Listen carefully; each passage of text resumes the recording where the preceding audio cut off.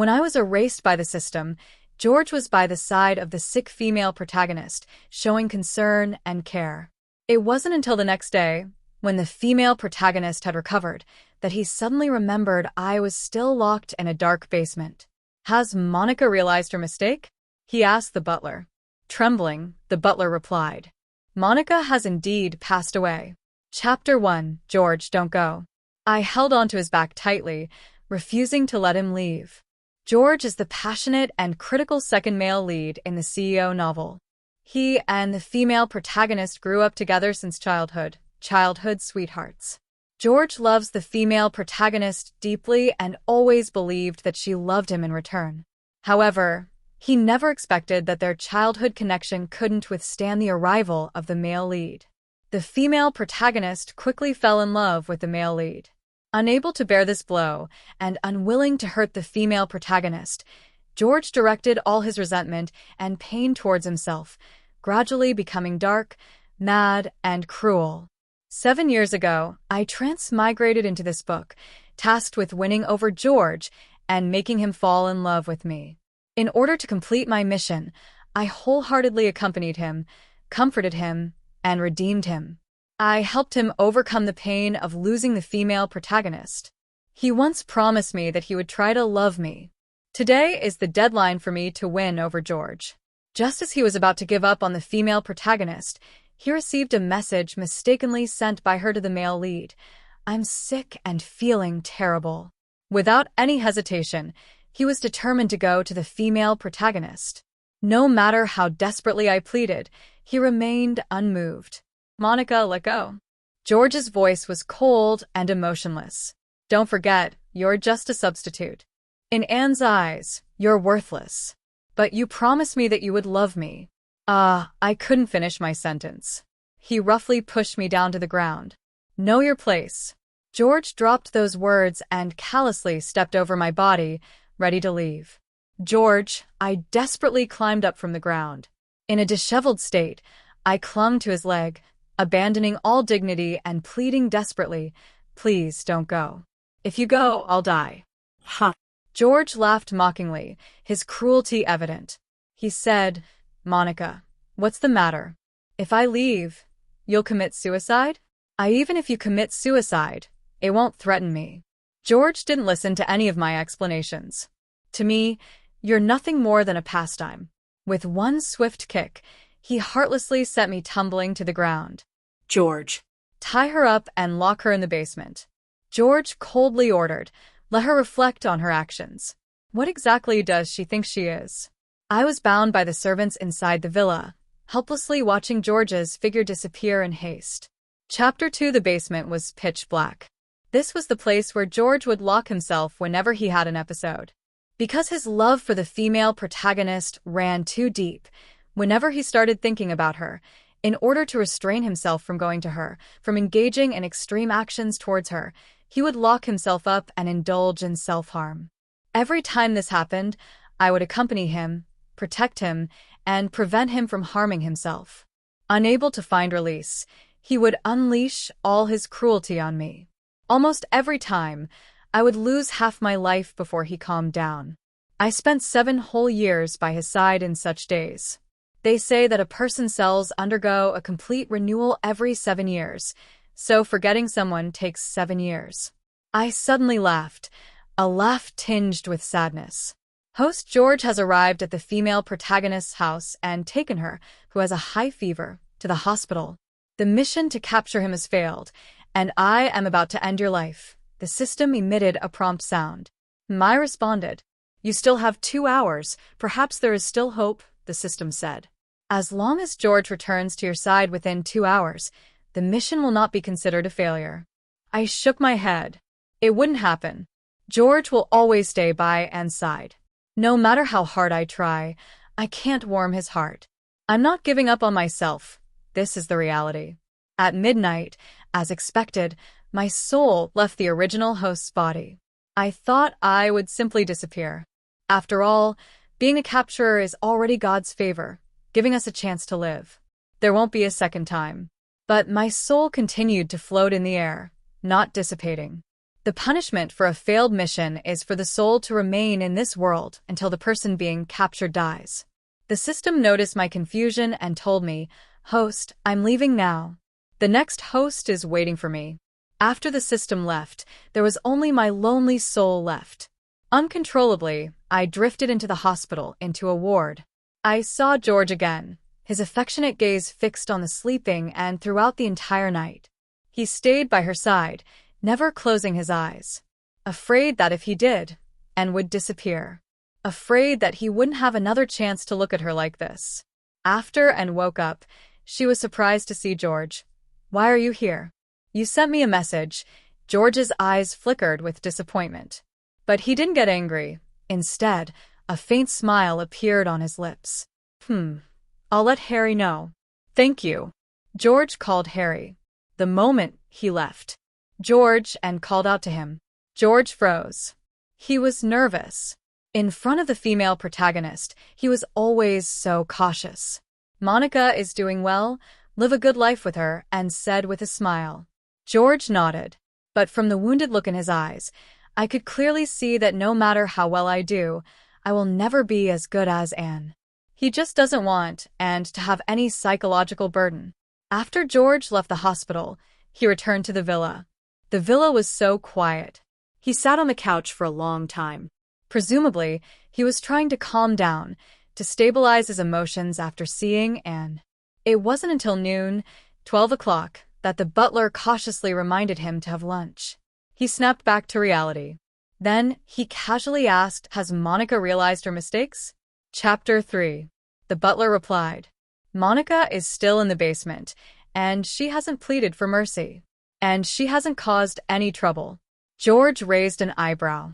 "No, Monica has been very quiet," the butler respectfully said. "Young master, should I go and ask Monica now?" "No need," George said coldly. "Let's see how stubborn she can be." The butler dared not say anything more. I laughed mockingly from above. I have to admit that I have no dignity in front of him. When I was chosen by the system to enter this book as a capturer, I was well aware of my status and position. I knew that if I couldn't capture George, I would die again. And someone who has died once cherishes their life even more. So, in order to get closer to him more easily, I made the original host look somewhat similar to the female protagonist and intentionally bumped into the car he was driving. I also fabricated a backstory of my parents' death, doing everything I could to stay by George's side. In fact, in the original text, there is no such character as me. In this world, there is only me alone. Rather than saying that I'm capturing George to be able to live again, it's more accurate to say that I hope to have a true family while I'm alive. To have someone who truly loves me. In my previous life, I was too lonely, too lonely. I truly gave all my sincerity to love George, no matter how much he looked down on me, no matter how much he loved the female protagonist. Even if he did things to hurt me, in the end, I would choose to forgive and tolerate. There was even a time when I couldn't distinguish whether my love for him was mixed with ulterior motives. For a while, I almost forgot that I was on a mission, if not for the occasional alarm from the system. All I knew was that the moment he insisted on going to be with the female protagonist, it felt like a knife through my heart. I watched George sitting at the dining table, as usual, calmly having his lunch, elegant and indifferent, his heart calm as water. In his eyes, I didn't need any coaxing. Anyway, soon I would go to please him again, as if nothing had happened. Just like every other time. I suddenly remembered half a year ago when the female protagonist and I fell into the water from the yacht. In this book, there is also a malicious supporting female character who uses various means to harm the female protagonist. When she deliberately pushed the female protagonist into the water, I reached out to save her. But in an instant, we both fell into the water. The female protagonist couldn't swim, and neither could I. When the male protagonist and George noticed, they immediately jumped into the water, both swimming towards the female protagonist without hesitation. I watched them getting farther and farther away from me in the water. At that moment, I thought I was going to die. Fortunately, a lifeguard saved me in the end. But after being rescued, I remained unconscious for a long time. When I woke up again, I saw a hint of guilt in George's eyes for the first time, even though he didn't say anything. I didn't utter a word of reproach either. But he did treat me better for a long time after that. If it weren't for this mistaken message from the female protagonist, perhaps we would have become closer and closer. With a slight sense of regret in my heart, I suddenly wanted to know what expression George would have when he saw my lifeless body. Probably just an indifferent face. Chapter 4. The night was unusually quiet in the villa. Inside the study, George habitually dealt with some work in the evenings. After losing the leading lady, he spent a great deal of time on his work, and as a result, his career flourished remarkably. It reached a level that the main character couldn't even compare to. As he typed on the keyboard, his hands suddenly paused. Then he stood up and walked towards the French windows. Outside was pitch dark, but he stared for a long time. After a while, George took out a cigarette and lit it. Because I've been by his side for such a long time, because all his thoughts are focused on him. I can even perceive his emotions in his ordinary actions and subtle expressions. At this moment, he was clearly more restless than before. Is it because he met the leading lady and his emotions are still turbulent? After finishing a cigarette, he lit another one. Someone knocked on the door. "Young master, come in." The butler entered with a cup of hot milk and a plate of cookies. "Young master, have something to eat. Did Monica send you?" George asked sarcastically. "No," the butler denied. "Monica has been silent in the basement. I suddenly remembered that she used to bring you a late-night snack every evening, so I took the liberty of bringing it to you." I could see a hint of irritation in George's eyes. "Young master, Monica personally made the cookies 2 days ago. She failed many times but finally made them overnight. Please taste them," the butler added. "Take it away," George ordered without even glancing at it. "Young master, don't you understand what I'm saying?" "Yes." The butler quickly picked up the milk and cookies that he had put down, and when leaving, couldn't help but say, "Monica hasn't eaten or drunk anything in the basement for almost 2 days. I'm worried about Monica. That's her problem. If she starves, it's her own fault." George said angrily, "Since she wants to defy me, I want to see how stubborn she can be." He added fiercely, "No one is allowed to go to the basement without my permission." "Yes." The butler, seeing George so angry, dared not say another word. He could only leave respectfully.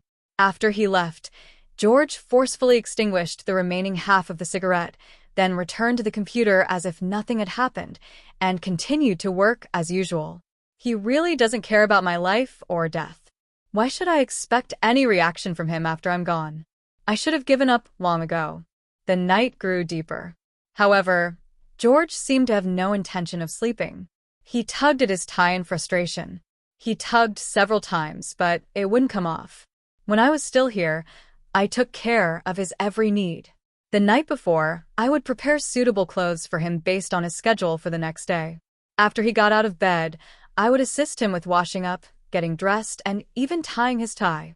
7 years of meticulous care. Has he become incapable of taking care of himself? At this moment, it was evident that his neck was turning red from the tightness of the tie, yet he didn't loosen it. In his frustration, he kicked the chair. As the chair made a loud noise, the phone suddenly started ringing.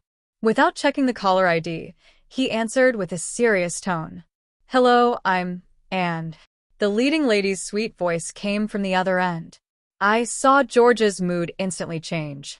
The previous restlessness and anger vanished. In his eyes, tenderness was evident. Chapter 5. In front of the leading lady, George never showed any signs of temper. All of his bad temper was directed towards me.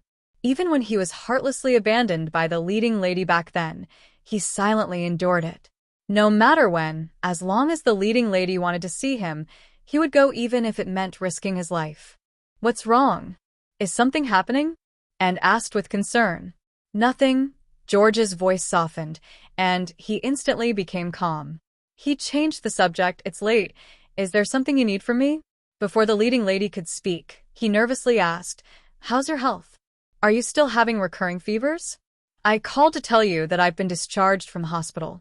The doctor said there's nothing serious, just some fatigue as an after effect of the cold. I'll be fine in a few days." Take good care of yourself, George advised. I know, Anne replied with a smile. She expressed her gratitude, saying, You are in such a hurry today, I didn't get a chance to properly thank you. George tightly held his phone, remaining silent. I know all too well that the reason he left so decisively was because he couldn't bear to be with the leading lady for too long, as it would only make it harder for him to let go. And he didn't want to cause any trouble for the leading lady. He would rather endure all the pain himself, or release his frustrations on me. By the way, Anne suddenly remembered and quickly said, Tomorrow is my 26th birthday.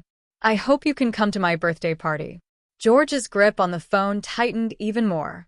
I didn't plan on having a birthday party, but Harry insisted on celebrating for me. Will you be available? Anne asked. I'll be available, George's low voice replied. That's great. Tomorrow, remember to bring Monica with you. Last time, she almost drowned while trying to save me from the sea. I haven't had a chance to properly thank her. Okay. George hesitated for a second, but still agreed. How could he refuse the leading lady's request? Even though he didn't want to see me at all. It's getting late. Rest early and see you tomorrow. See you tomorrow. George hung up the phone. He kept staring at Anne's incoming call for a long time, even after he had put down the phone. In reality, I should have given up a long time ago. Not to mention the difference in George's gaze when he looks at the leading lady. Even if he sees her name, it's filled with deep affection. What am I after 7 whole years? I watched as George remained in this state of hesitation for a long time. The screen went black. Suddenly, he walked out of the study. Uncle Wong, he shouted loudly. The butler quickly came out of the room and looked up at George on the second floor. Young master, here I am. Go tell Monica that if she admits her mistake and promises not to be jealous or cause trouble unreasonably anymore, she can be released. Yes, the butler quickly agreed. I laughed. Hovering above George, my laughter was filled with irony. George, I can't promise you anymore. After you've hurt me, I can't pretend everything is fine and try to please you. Now, all that's left of me is a cold, lifeless body. Chapter 6. George returned to the study. Most likely, the leading lady called him, and now he seemed noticeably calmer. He casually moved the mouse, and his mood seemed to have improved. Wait a moment. The butler knocked on the door and entered. I saw the panic and even fear in the butler's eyes. He must have discovered that I had died. Young master, the butler hesitated to speak. He probably didn't know how to say it. Is Monica behaving? George casually asked him. Monica. What? Is she still throwing a tantrum? George sneered, his eyes filled with irony. No, young master. You tell Monica that if she continues like this, not knowing when to stop, even if she starves to death in the basement, I won't care, George said harshly. The butler trembled, shivering as he said, but Monica, she's really dead. I saw a moment of panic flash in George's eyes. Just a moment. Immediately, all I saw was disgust in his eyes. What trick is Monica playing again? Does she think that by pretending to be dead, she can win my sympathy? Make me soften towards her? Young master, Monica really died. I just went to the basement and saw her. Her body was cold and stiff, the butler said excitedly. George stared at the butler intently. The butler earnestly said again, Monica really, truly died. It's impossible. George denied flatly. It's true. George stood up from his chair and walked out of the study in large strides. The butler quickly followed. He swiftly made his way to the basement. The basement was dimly lit. Standing at the entrance, I could only see myself lying on the ground from afar, still bound by ropes. After I died, I was forced to stay by George's side. This was the first time I saw myself after death. From here, I couldn't see anything clearly. It was as if I were just sleeping. Monica, stop pretending. George's voice remained icy. I'll count to 3, and you get up on your own. I can overlook what happened yesterday. I couldn't help but laugh. Even now, he still thought I was deceiving him. He still believed that if he extended a hand to me, I would obediently return to his side like a loyal dog. 1, 2. George's voice grew heavier.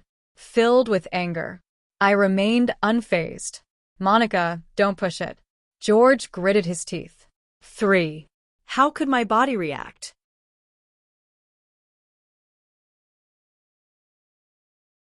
George's eyes turned red. Was it anger? Because I resisted him for the first time. Young Master Monica. Really? Go tell her that if she doesn't come out tonight, she shouldn't bother coming out again. George threw out those words and turned around to leave. Such cold-heartedness. He didn't even spare a glance, didn't bother to confirm if I was really dead. My spirit followed George as it drifted away. I saw him return to the bedroom. The tie that couldn't be untied just now was quickly undone with a few movements, then thrown heavily onto the ground. He walked into the bathroom to freshen up. His shower was quick. After finishing, he habitually called out towel. After waiting for a few seconds, he directly took it down from the bathroom rack, roughly drying his body, then changed into his pajamas and lay down on the bed. He turned off the light, closed his eyes, and fell asleep. Soon, he fell asleep, and the sound of even breathing could be heard. Whether I live or die, it really has no effect on him. The next day, George's alarm clock rang. No one would press the snooze button for him, showing concern for how tired he was from work and letting him sleep for another 10 minutes. The alarm clock kept ringing. Monica, are you dead? In his sleep, George angrily shouted. Yes. I'm dead. Dead to the core. The alarm clock continued to ring. Finally, George couldn't stand it anymore. He sat up from the bed, grabbed his phone, and forcefully turned off the alarm. He turned his head, looking at the place I once slept. In that moment of wanting to explode, what came into his sight was an empty bed. The words on the tip of his tongue choked back, a slight movement in his throat, but he didn't dwell on it for too long. He simply lifted the covers and got out of bed. Chapter 7. After a quick freshening up in the bathroom, George walked into the walk-in closet. He spent a long time selecting his clothes, trying one outfit after another. Today, he was going to attend the protagonist's birthday party, so he wanted to dress up nicely. George wasn't conventionally handsome. He habitually wore wire-framed glasses, and his cold demeanor and dark personality created an image of a restrained and refined type. Quite captivating. He dressed in a black suit, standing straight in front of the full-length mirror for a long time. Still not satisfied, I watched as he unbuttoned and buttoned the first button repeatedly. Such back and forth. He impatiently tugged at his clothes a couple of times and walked out of the walk-in closet. As he descended the stairs, the butler was waiting for him at the staircase. Young Master, Monica. Still being stubborn, not that it's Monica. Leave her alone. If she wants to die, let her. George walked straight towards the dining table. He didn't even give the butler a chance to speak. The butler sighed. Reluctantly, he followed behind George, maintaining silence. After having breakfast, George left the villa. My spirit continued to follow him. He first went to the company, dealing with a bunch of work-related matters, constantly busy until the protagonist called him. George, haven't you arrived yet? And asked. At that moment, it seemed like he suddenly remembered that he was supposed to attend the protagonist's birthday party. He never used to forget anything about the protagonist. Now he must be filled with self-blame. I watched as he quickly responded. I'll be there soon. All right, we'll be waiting for you. After hanging up the phone, George swiftly drove to the protagonist's birthday party. He was really speeding the whole way. Even my spirit felt a bit afraid of being crashed into. Upon reaching the destination, the birthday party was lively. As soon as the protagonist saw George, she quickly walked over, holding the male lead's hand. George, you finally came. I'm sorry for being late, George said. This is your birthday gift. The birthday gift had been in George's car all along. It was something I had prepared for him. Every year, he would give the protagonist a gift, and I had gotten used to helping him pick one in advance. The protagonist took the gift, delighted, and quickly opened it. Inside was a dazzling crown adorned with sapphires. George had won the sapphires at the auction last time and casually mentioned that, and would like them. I kept it in mind. Then I found the best jewelry craftsman to create this crown because the protagonist was about to get married. I thought that since George couldn't give her a wedding, she could wear the crown he gave her as she got married. Consider it a small consolation for his deep regrets. The protagonist was pleasantly surprised and exclaimed, "George, I love it. Do you know that? Harry and I have been looking at wedding crowns these past few days, but none of them were to my liking. The one you gave me is truly beautiful. Thank you, you always know what I love." I saw a hint of indescribable emotion flicker in George's eyes. I couldn't quite make it out, but I heard him suddenly murmur, "It was prepared by Monica." Well then, I must thank Monica properly. By the way, where is Monica? Why didn't she come with you? The protagonist asked in surprise. George suddenly fell silent. Suddenly, it had been a long time since he said a word. What's wrong? Did you two have a fight? The protagonist expressed her concern. Monica would never be angry with you. Did you do something that hurt her? Rarely, George didn't argue and remained silent. George, Monica is truly the best person to you in this world. You will regret losing her for the rest of your life. The protagonist became somewhat emotional. Chapter 8. The protagonist is not bad, in fact, quite good. Because she feels indebted to George, she cares about me as well. She has always wanted to matchmake me and George. I have never seen a woman love a man to this extent, to the point of knowing everything about her love rival's preferences, the protagonist said, somewhat angry, probably expressing her indignation on my behalf. George, just how much does Monica have to love you to tolerate your feelings for another woman, to tolerate your endless kindness towards another woman, and even help you be good to her? Indeed. Just how much tolerance is required? I don't know either. Initially, it was probably to be able to stay by George's side, so I would cater to all his preferences. Over time, it became a habit, and after a while, it's as if I loved him blindly. Blindly giving everything for him, blindly doing everything to make him happy. George, don't be so stubborn, the protagonist said with great seriousness. Don't wait until you've truly lost her to regret it. Monica deserves you. Treat her with sincerity. Saying that, the protagonist put the crown that George had given her back into the gift box and returned it to him. This crown is beautiful. You can tell at a glance that the person who made it put a lot of effort into it. I really like it and thank you. But this crown doesn't belong to me. It should belong to Monica. George looked at the crown in his hand, silent. Today, I wanted to thank Monica in person. I also prepared a gift for her, the protagonist said, taking a small box from the male protagonist's hand and opening it. This is the necklace I saw her looking at when Monica accompanied me shopping last time. The necklace is not very expensive, but she couldn't bear to buy it. George looked at the Tiffany's smiling necklace in the protagonist's hand. Actually, I don't really like this necklace. It's just because it's called Smile. I can't remember the last time I genuinely smiled. Since becoming the target for capture, my everything has been about George, completely losing myself. Did Monica ever let you buy something for her? The protagonist asked George. George's body stiffened. Then he nodded. You've been together with Monica for so long. Have you ever given her a gift? You're extravagant in your everyday expenses. But what about Monica? I really haven't seen her wear any designer clothes, the protagonist said, her words becoming more and more heartbreaking for me. Even if she doesn't work and earn money, she's your girlfriend. How can you bear to treat her like this? How can you bear to let her suffer so much? George's Adam's apple rolled. It's clear that he's suppressing his emotions.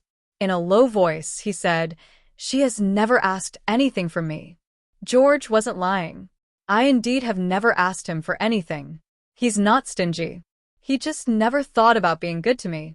That's why I feel even more heartbroken for Monica. She loves so humbly and cautiously, while you take all of this for granted. Monica is also a person.